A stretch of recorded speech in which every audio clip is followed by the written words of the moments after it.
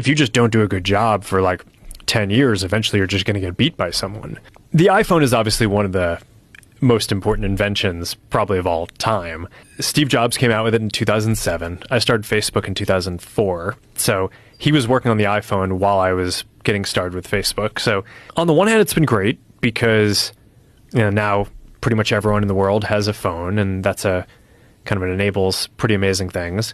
But on the other hand, they have used that platform to put in place a lot of rules that I think it feel arbitrary and feel like, they haven't really invented anything great in a while.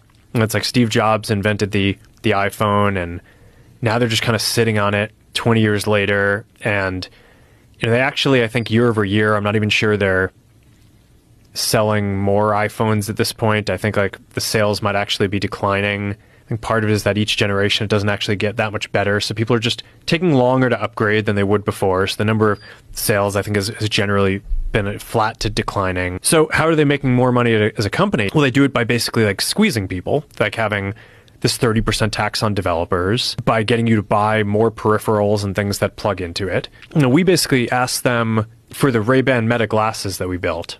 Can we basically use the protocol they use for AirPod and some of these other things to just make it so we can as easily connect? So it's not like, a pain in the ass for people who want to use this. And they're like, well, we can't have you plug into it because it would be insecure. It's like, it's insecure because you didn't build any security into it. And then now you're using that as a justification for why only your product can connect in an easy way. It's like the whole thing is kind of wild.